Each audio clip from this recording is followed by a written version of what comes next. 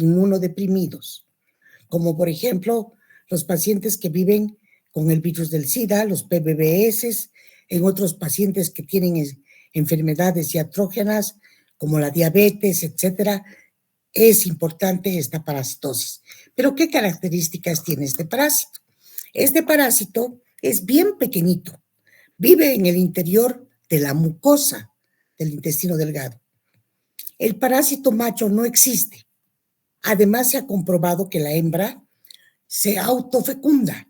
Quiere decir esto que tiene partenogénesis, tiene esa capacidad de autofecundarse. El parásito tiene la característica de ser transparente. Puede medir como 2 milímetros de largo, lo que es equivalente. Ustedes conocen el grano de quinoa, ¿no es cierto?, cuando crece. Más o menos ese tamaño puede llegar a medir un estrongiloides estercolaris. Sí, 2 milímetros de largo por 50 micras de diámetro. Y es muy claro, muy transparente. Posee un esófago que se continúa muchas veces con el intestino y va a desembocar en el ano. A su alrededor tiene, como pueden observar ustedes, los huevos, el útero que presenta los huevos en su interior. Acá lo están observando. Es hermafrodita, o sea, quiere decir que la hembra tiene capacidad de autofecundarse. Ahora bien, ¿cómo son los huevos de estrongiloides estercolaris? Los huevos son muy idénticos o similares a los de las uncinarias, pero esta presencia de sus huevos cuando son encontrados en la materia fecal es muy raro, no se los puede encontrar. Solo ocurre en casos de una diarrea muy intensa, una diarrea que hasta arrastre porciones o pedazos de la mucosa intestinal. Solo así se pueden observar. Sabemos que los huevos eclosionan en la mucosa intestinal y dan origen a la primera forma larvaria, que son las larvas rabritiformes. Tienen dos formas larvarias. Una, las primeras, que son rabritiformes, que van a ser eliminadas al exterior con las materias fecales, y una vez que están en la tierra, se van a transformar en la segunda etapa de larvas infectantes y se van a denominar larvas filariformes. La morfología es similar al de las uncinarias, solo que no tienen cavidad bucal. ¿Cómo son los adultos de vida libre? Estas mismas larvas se comportan como adultos de vida libre y pueden llegar a estar en la tierra para convertirse en gusanos macho y hembra de vida libre. Su ciclo de vida, entonces, puede ser de de dos tipos, un directo y otro indirecto.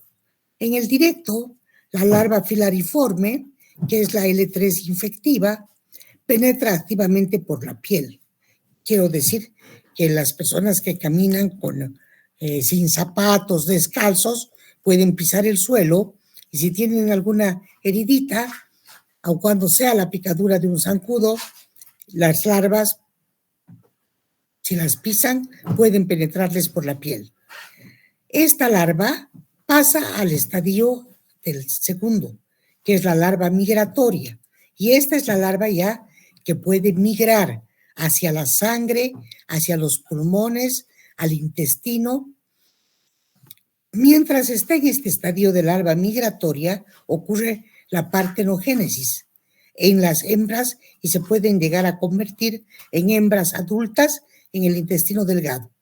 Estas hembras adultas se pueden transformar en larvas rabritiformes de estadio L1, o sea, mutan 2 veces, ¿no? De larva 3 a larva 2, que es larva 3, que es filariforme infectiva, larva 2, que es migratoria, y larva 3 o L1, larva L1, que es rabritiforme. Y esta es la que se va a eliminar con las heces. Muchas veces esta larva rabritiforme se autoinfecta y continúa nuevamente el ciclo. Mientras que hay otro ciclo que es el indirecto, donde la larva radioactiforme eclosiona en huevos embrionados y obviamente están presentes por mucho tiempo en el suelo. Los adultos, y se pueden formar adultos libres, machos y hembras libres, que también pueden copular. Esa es la peculiaridad de este ciclo de vida. Este ciclo de vida de autohiperinfección se produce cuando estas larvas radioactiformes se transforman en filariformes y infectan el organismo en la luz del intestino. Penetran la mucosa intestinal, agarran las venas, llegan a la circulación y continúan el recorrido después del ciclo directo. ¿Cuál es su patogenicidad? ¿Qué producen? Producen lesiones transitorias que van a pasar, que no son perennes, en la piel y también en los pulmones. Y estas lesiones se acompañan de un elevado número de eosinófilos en el hemograma, por ejemplo. Se conoce como eosinofilia, que son glóbulos blancos del tipo de los eosinófilos que se encuentran aumentados de volumen, una cantidad mayor. En los pulmones, estas larvas pueden llegar a producir hemorragias, inflamación, broncoespasmos y bronconeumonía. Y mientras están en el intestino, pueden producir lesiones ulcerativas. En otras vísceras, en el ciclo de la autoinfección, pueden llegar a invadir, como por ejemplo pueden invadir los ganglios linfáticos, pueden invadir el hígado, pueden invadir el cerebro las larvas migratorias, que son las que migran. ¿Cuál será el diagnóstico para esta parasitosis tan importante? El diagnóstico para esta parasitosis no va a servir nosotros que busquemos directamente en un coproparasitológico directo, porque no las vamos a encontrar. Por eso es que se dice que el examen parasitológico directo tiene muy escasa sensibilidad. O sea que la sensibilidad es demasiado baja para la estrongiloidiasis. Por eso es que se acude a otras técnicas, como por ejemplo la técnica de ELISA. La técnica de ELISA, que es un método inmunológico que ocurre que o trabaja con el suero y podemos realizar una técnica antígeno-anticuerpo utilizando antígenos del parásito humano, que es muy, muy conocido. Ahora bien, cuando tenemos los antígenos del ser humano, nosotros podemos tener a estos en el comercio y los vamos a encontrar para utilizar la técnica de ELISA u otra técnica inmunoserológica. Además de esas técnicas inmunológicas, también se puede realizar un cultivo. ¿Cómo se realiza el cultivo de los parásitos? El cultivo de la materia fecal, en este caso, es muy sencillo de realizar, pero hay que contar con carbón molido estéril, hay que contar con arena y se coloca en una caja de Petri un poco de la materia fecal de las personas con carbón molido estéril y arena para mantener húmeda. Y este cultivo va a permitir, se tapa la placa de Petri, se la humedece y va a permitir que obtengamos larvas filariformes o gusanos de vida libre. Es un método que se usa para confirmar el diagnóstico. Es el hallazgo de de la materia fecal también cuando tenemos una muestra de líquido duodenal. Ocurre que algunas circunstancias, los médicos que sospechan de una estrongiloidiasis nos envían este tipo de muestras para poder tratar.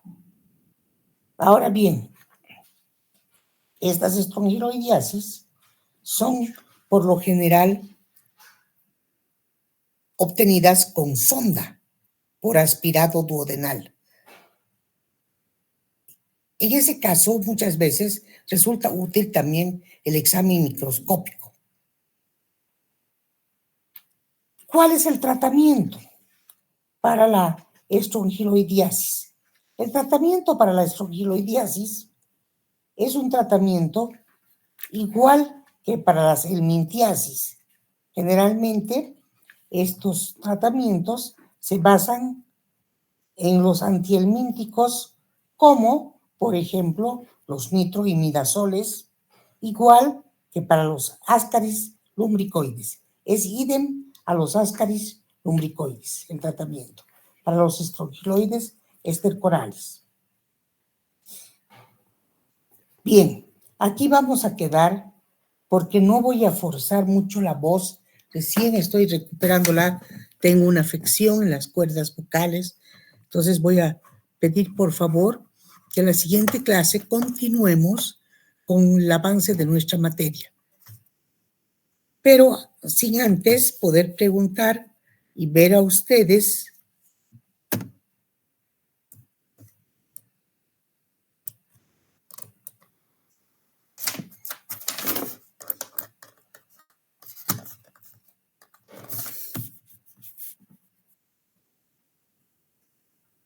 cuántas personas finalmente se han... Apenas 26. Con razón las notas tan bajas en parasitología. Pero lo siento, cada quien es responsable. Voy a sacar yo un screenshot de estas 27 personas que se han conectado el día de hoy.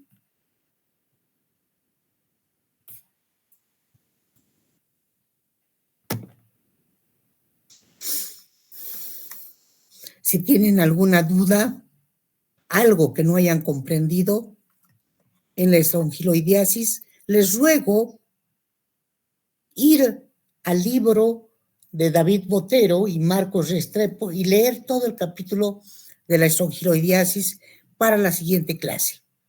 Voy a preguntar, vamos a dar un pequeño repaso y la persona que no estuviera para nota. Se quedará sin esas notas de repasos en clase.